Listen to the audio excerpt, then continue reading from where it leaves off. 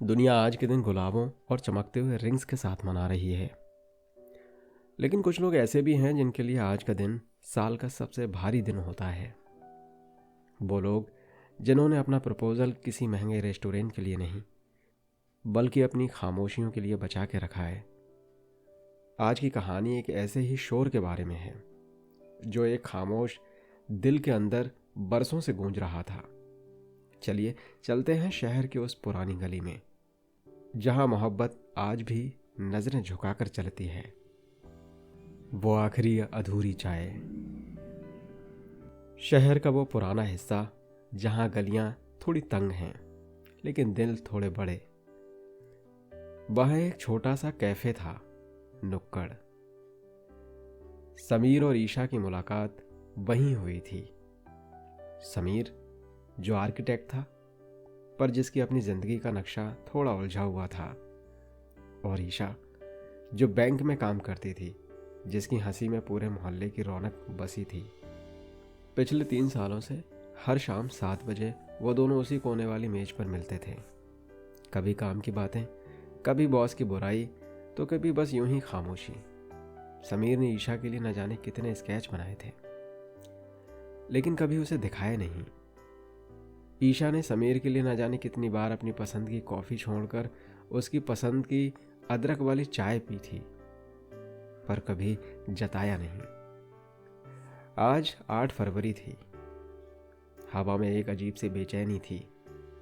समीर अपनी जेब में एक छोटा सा कागज का टुकड़ा दबाए बैठा था। अंगूठी नहीं थी उसमें, बस एक पुरानी कविता थी जो उसने कॉलेज के दिनों में ईशा को देखकर लिखी थी। ईशा आई। आज वो थोड़ी अलग लग रही थी, शायद ज्यादा शांत। समीर, आज बहुत भीड़ है ना बाहर? ईशा ने चाय का घूंट लेते हुए कहा।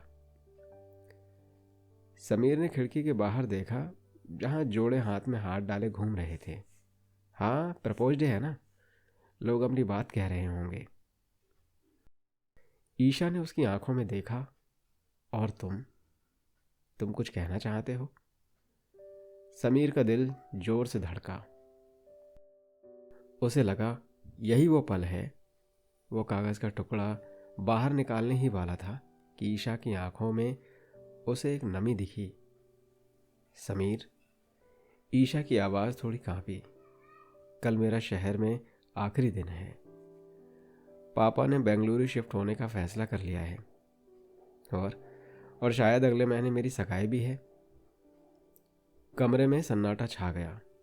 वो चाय जो अभी तक गर्म थी अचानक ठंडी लगने लगी। समीर के हाथ में वो कागज का टुकड़ा पसीने से भीग चुका था। उसके पास 2 रास्ते थे। या तो वो कह दे कि मत जाओ, मैं तुम्हें प्यार करता हूं, या फिर एक दोस्त बनकर उसे विदा कर दे। समीर ने एक गहरी सांस ली। उसने वो कागज जेब के अंदर ही फाड़ दिया। बेंगलुरु अच्छा शहर है ईशा, तुम्हें वहां बहुत मौके मिलेंगे, समीर ने एक फीकी मुस्कुराहट के साथ कहा। और सगाई मुबारक हो। ईशा उसे देखती रही। उसे शायद उम्मीद थी कि समीर आज उसे रोक लेगा। उसे उम्मीद थी कि वो प्रपोज डे के इस शोर में अपनी चुप्पी तोड़ेगा। लेकिन समीर डर गया, रिजेक्शन से नहीं बल्कि ईशा की नई खुशियों के बीच अपनी मोहब्बत का बोझ डालने से। उस रात समीर उसे उसके घर तक छोड़ने गया। गेट पर ईशा रुकी और मुड़कर बोली, समीर, कुछ कहना था तुम्हें? समीर ने उसे देखा। उसकी आंखों में वो सारी यादें तैर गईं। वो पहली बारिश, वो साथ में भीगना, वो बिना बात के घंटों फोन पर रहना। बस यही कि अपना ख्याल रखना और चाय में अदरक कम डलवाना, तुम्हें एसिडिटी होती है। ईशा मुस्कुराई, पर उस मुस्कान में एक टीस थी। वो अंदर चली गई। समीर वहीं खड़ा रहा। प्रपोज डे खत्म हो रहा था। उसने कुछ नहीं कहा, पर शायद उसका चुप रहना ही उसका सबसे बड़ा प्रपोजल था। अपनी मोहब्बत की खुशी के लिए अपनी मोहब्बत को जाने देना। दोस्तों, प्रपोज डे का मतलब सिर्फ घुटनों पर बैठकर इकरार करना नहीं होता। कभी कभी किसी के खुशी के लिए अपनी बात दिल में रख लेना भी इश्क है।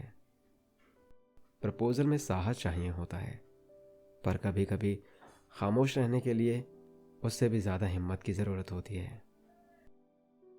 अगर आपके पास कोई है जिसे आप कहना चाहते हैं तो कह दीजिए, क्योंकि कल शायद शहर बदल जाए या शायद दिल। आज के लिए बस इतना ही। अपनी यादों को तकिए के नीचे रखिए और सो जाइए। कल फिर मिलेंगे एक नई कहानी के साथ।